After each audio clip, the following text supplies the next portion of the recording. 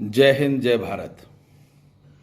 कर्नाटक चुनाव के बाद देश के कोने कोने में सनातनी हिंदुओं ने और राष्ट्रवादियों ने अपने अपने विचार व्यक्त करना प्रारंभ कर दिए। हार का कारण क्या था, क्या गलतियां हो रही थी, बजरंगबली क्यों नहीं चले, आदि आदि बहुत सारी चर्चाएं। दोस्तों, अगर वीडियो पसंद आए तो देश के कोने कोने में पहुंचाने का प्रयास कीजिएगा।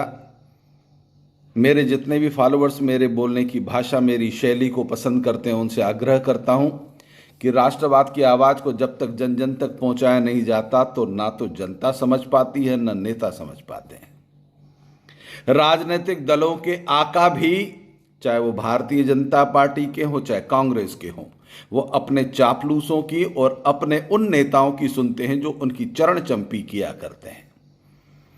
इसी कारण कांग्रेस बर्बाद होती चली गई, क्योंकि गांधी गांधी चल रहा था और उनके निचले स्तर के कार्यकर्ताओं को नजरअंदाज किया जाता था। और जो भी राजनीतिक दल अपने लालची चापलूसों की चर्चाओं के इर्द गिर्द घूमेंगे, किसी भी राजनीतिक दल के कार्यालय में जाकर देखिए तो उनके चेले, उनके चम्मच, उनके पैर छू रहे हैं, चरण चंपी कर रहे हैं। यह भारतीय राजनीति की विनाश का सबसे पहला कदम है। लोग चर्चा करते हैं कि कर्नाटक में हिंदुओं ने, कर्नाटक के हिंदुओं को दोष बिल्कुल मत दीजिए। कर्नाटक के प्रत्येक सनातनी ने अपने पसीने तक दम लगाकर वहां पे मतदान किया और भारतीय जनता पार्टी के पक्ष में पिछले चुनाव से 28 लाख वोट ज्यादा इस बार दिए। जो कुछ घटनाक्रम वहां घटा, देवगौड़ा की पार्टी के मत कांग्रेस के पक्ष में चले गए, परंतु वहां भूल क्या हुई, वहां गलती क्या हुई। जो लोग धर्म के आधार पर, अपने मजहब के नाम पर मत डालते हैं, उन्होंने एक राजनीतिक दल कांग्रेस के पक्ष में मत डाला, क्योंकि कांग्रेस ने उन्हें प्रलोभन दिया कि बजरंग दल पर प्रतिबंध लगाएंगे, उनके आरक्षण की वापसी करेंगे।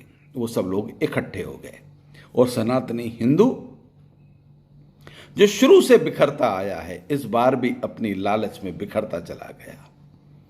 जिस सनातनी हिंदू को अपना वोट भारत के हित में देना था, देश के हित में देना था, कर्नाटक के हित में देना था, उन्होंने कांग्रेस की लोभावनी लालचों में आकर अपने मतों का, अपने वोटों का बिखराव कर दिया, जैसा कि दिल्ली में होता आया है। आम आदमी पार्टी और कांग्रेस, इन दोनों का चरित्र एक है। ये लोगों को लुभावने 5 वादे किए हैं कांग्रेस ने, एक वादा पूरा नहीं करेगी। सबसे पहले तो कांग्रेस वहां पर बजरंग दल पर प्रतिबंध लगाए, क्योंकि उनकी मैनिफेस्टो में था, परंतु कांग्रेस के किसी नेता में इतनी हिम्मत नहीं कि प्रतिबंध लगाए। ये झूठे हैं, झूठेले हैं।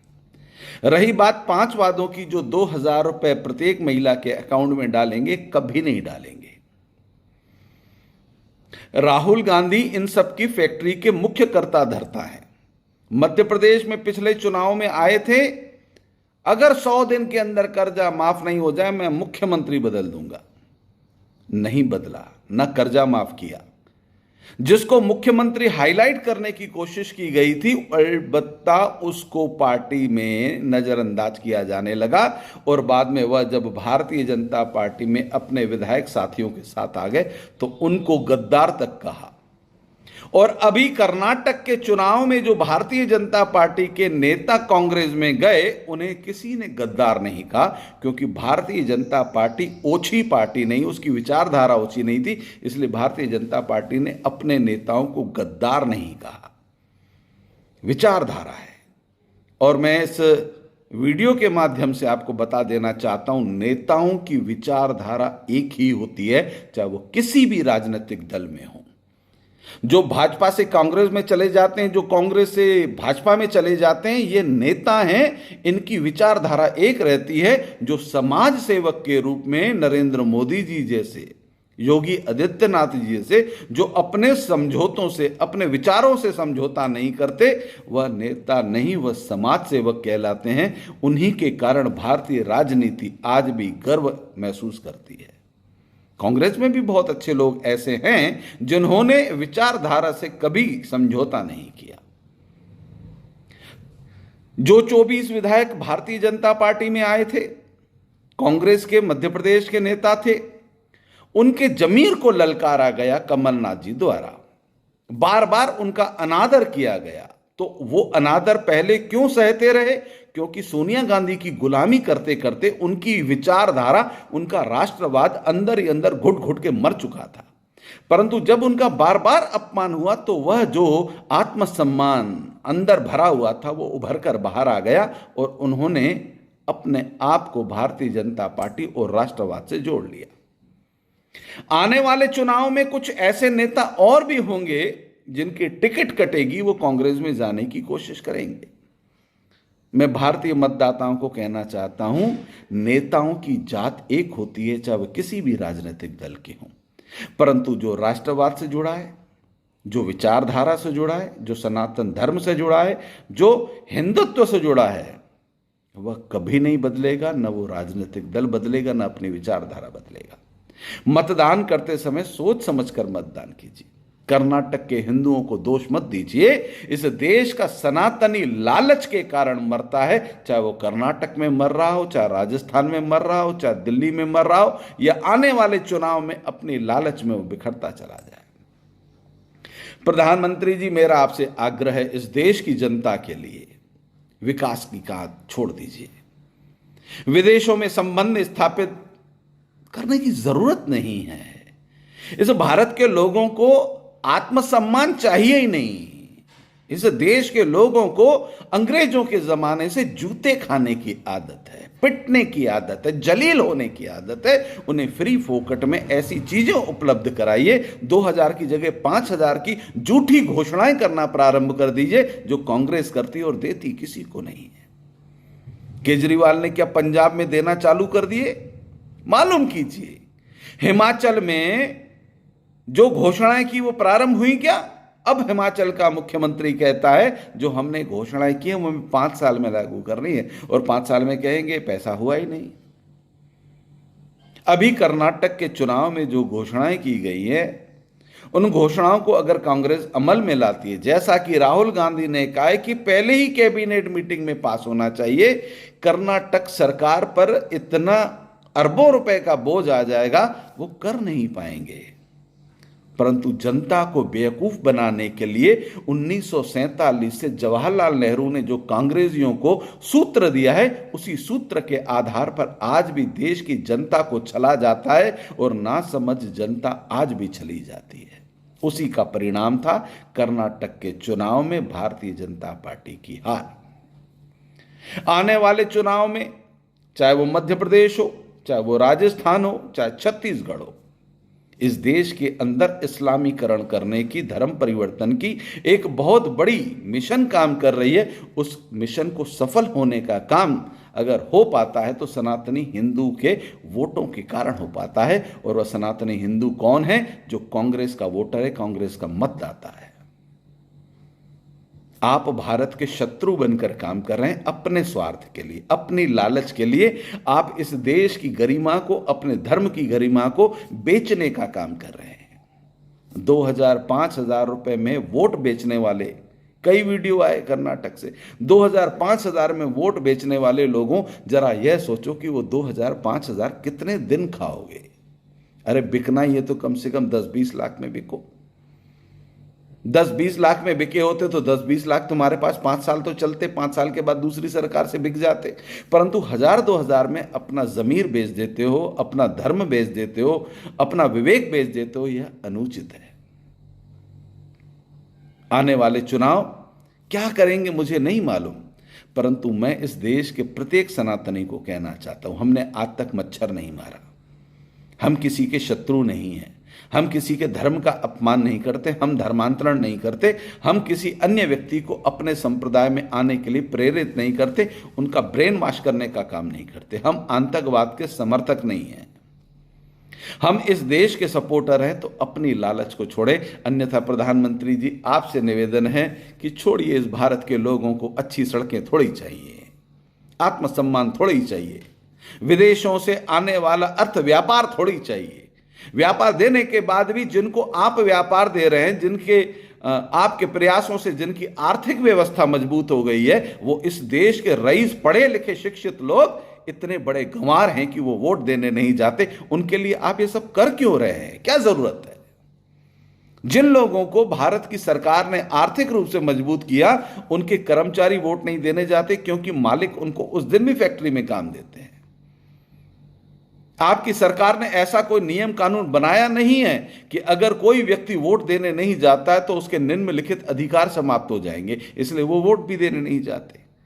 तो प्रधानमंत्री जी, हम जिनके लिए काम कर रहे हैं, आपकी सरकार जिनके लिए काम कर रही है, वह पढ़ा लिखा शिक्षित वर्ग का व्यक्ति वोट देने नहीं जाता, और इस देश का गंवार, झुग्गी झोपड़ी वाला रहने वाला वह व्यक्ति जो वोटों को बेचता है, धन की लालच में आकर धर्म को बेचता है, वह सफल होते चले जाते हैं और भारत की गरिमा तार तार होने के लिए आगे बढ़ रही है।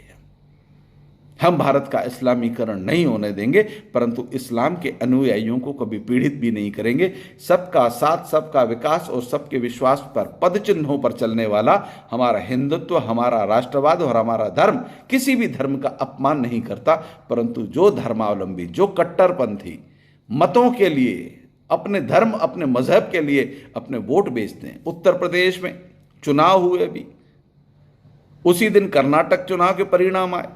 बिकाऊ मीडिया ने कहीं पे भी उत्तर प्रदेश में 17 के 17 महापौर भारतीय जनता पार्टी योगी आदित्यनाथ की नीतियों के कारण चुनकर आए। आरोप लगाते थे कि भारतीय जनता पार्टी मुसलमानों का समर्थन नहीं करती। मुसलमानों को टिकट दिए गए, कई मुसलमान वहां चुनाव जीत कर आए, क्योंकि सबका साथ, सबका विकास, सबके विश्वास के पद चिन्हों पर जब भारत बढ़ रहा है, तो आज भी कई कट्टरपंथी उन इस्लामिक अपने मतदाताओं को लुभाने के लिए, उनको लालच देकर उनको आज भी भ्रमित करने का काम करते हैं, जिनका कांग्रेस ने हमेशा शोषण किया, हमेशा से दुरुपयोग किया, हमेशा से उनके कंधे पर बंदूक लगाकर वोट हासिल करके केवल अपने भ्रष्टाचार की दुकान खोली। परंतु इस देश के मुसलमानों की ना तो शिक्षा पे ध्यान दिया, न दीक्षा पर ध्यान दिया, न उनकी व्यवस्थाओं पर ध्यान दिया। आज भी इस देश का 40 से 50% मुसलमान शिक्षित नहीं हो पाता, कारण वो कांग्रेस का बीज। जब बाप पढ़ा लिखा नहीं है, मां पढ़ी लिखी नहीं है, तो अपनी औलाद को कैसे पढ़ाए? इसलिए इस देश के प्रत्येक मतदाता से आग्रह करता हूं, अपने परिवार के हित में, देश हित में लालच से बाहर आइए। कर्नाटक में आप जातियों में बट गए, और मैं देखता हूं कि इस देश के अंदर कई मुख्यमंत्री कल्याण बोर्ड बना रहे हैं। ब्राह्मण कल्याण बोर्ड, ये कल्याण बोर्ड, कुशवाहा कल्याण बोर्ड, साहू कल्याण बोर्ड, सिंधी कल्याण बोर्ड। हालांकि सिंधी कल्याण बोर्ड आज तक मैंने सुना नहीं है, क्योंकि सिंधियों को कल्याण की जरूरत नहीं है। सिंधियों के नेता जिस राजनीतिक दल में जाते हैं, वो वह चरण चंपी में लग जाते हैं, वो अपने समाज के कल्याण की बात नहीं करते। क्योंकि सिंधी समाज, मैं सिंधी हूं, मुझे गर्व है अपने सिंधी होने पर, और इस देश के अंदर सर्वाधिक इनकम टैक्स देने वाले ईमानदार, सबसे शरीफ लोगों में अगर कोई शामिल है तो हम सिंधी समाज के लोग हैं। और इस देश की सरकारें, सिंधी कल्याण बोर्ड कहीं नहीं है, पूरे हिंदुस्तान में नहीं है, जबकि सर्वाधिक धोखा इस देश की जनता में सिंधी समाज को दिया गया। उन्हें कहा गया था पाकिस्तान से आप भारत चलिए और यहां आकर स्थापित हो जाइए, हम आपको आपका प्रदेश देंगे। सिंधु प्रदेश नहीं मिला, धोखा खाया हमने। उसके बावजूद हम रुके नहीं हैं, अपने कंधों पर अपना परिवार पालते पोसते हैं। और राजनीतिक दलों को मालूम है कि इस समाज के लोग अपना हक अधिकार नहीं मांगते, क्योंकि उन्हें दुकानों पर बैठना है, उन्हें अपना स्वार्थ प्रिय है। इसलिए उस समाज को ना तो कल्याण बोर्ड मिलता है, ना नेतृत्व मिलता है। और जो नेता बनते हैं, वो नेता अपने राजनीतिक पार्टी के इतने बड़े चापलूस बन जाते हैं कि उनके समाज का शोषण होता रहता है और वो आवाज तक नहीं उठाते। जब भी वो समाज के बीच में आते हैं, समाज उन्हें मालाएं पहना देता है, उनका विरोध नहीं करता। इसलिए उस समाज का कल्याण नहीं होता और ना कल्याण बोर्ड बनता है। परंतु देश के प्रत्येक जाति संप्रदाय के लोगों को कहना चाहता हूं कि कल्याण होगा तो देश का कल्याण होना चाहिए। जो नेता, जो मंत्री, जो संतरी, जो सरकारें और जो मुख्यमंत्री केवल कुछ समाजों के कल्याण बोर्ड की स्थापना करता हो, उस पर उनसे पूछिए कि आखिर दूसरे समाजों का क्या दोष है, उनका कल्याण होगा कि नहीं होगा, और उनका कल्याण क्यों नहीं होना चाहिए, उस समाज का कल्याण बोर्ड क्यों नहीं बनना चाहिए, उसका कारण क्या है। क्या हमारे नेता आपके पास आकर बिकाऊ हो गए, हमारे नेता आकर आपकी गुलामी में व्यस्त हो गए? तो हमारे समाज को बताइए कि तुम्हारे समाज के नेता जब हमारे राजनीतिक दल में आते हैं तो उनके मुंह में दही जम जाती है, वो आपके अधिकारों की बात नहीं करते। हमें सच से अवगत कराइए। देशवासियों, खुद भी जागिए। मैं जाति पाति संप्रदाय से ऊपर का व्यक्ति हूं। यह बात तब कर रहा हूं जब अन्य समाजों को लुभाने के लिए कल्याण बोर्ड बनाए जाते हैं तो दूसरा समाज नाराज होता है। इस पर संगठन को ध्यान देना चाहिए। कुछ समाजों के कल्याण बोर्ड और कुछ के नहीं, तो जिनके नहीं हैं वो मत करेंगे कि नहीं करेंगे, उनमें विभाजन का भी अगर काम हो रहा है तो उन राजनीतिक दलों के द्वारा हो रहा है। यह अनुचित है, यह अपराध है, और इस अपराध की सजा होती है। सजा होती है मत के माध्यम से, वोट के माध्यम से। इसलिए अभी भी समय है। देश के प्रत्येक राजनीतिक दल को कहता हूं, चाहे वो भाजपा हो, चाहे कांग्रेस हो, चाहे सपा हो, चाहे बसपा हो, चाहे तृणमूल हो, देश हित में ईमानदार शरीफ उन लोगों को नेता चुनिए, उनको नेतृत्व दीजिए जो देश हित की बात करे, मानव हित की बात करे, जो स्वार्थ रहित हों।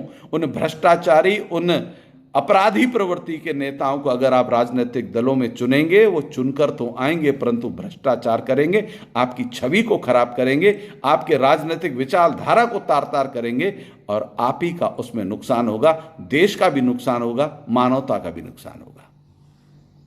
वीडियो पसंद आया हो, चैनल को सब्सक्राइब कीजिए, लाइक कीजिए, अपना आशीर्वाद मुझे प्रदान कीजिए ताकि यह आवाज़ समय समय पर उठती रहे, आपके हितों के लिए, देश के हित के लिए, राष्ट्रवाद के लिए, सबका साथ, सबका विकास और सबके विश्वास के लिए। जय हिंद, जय भारत।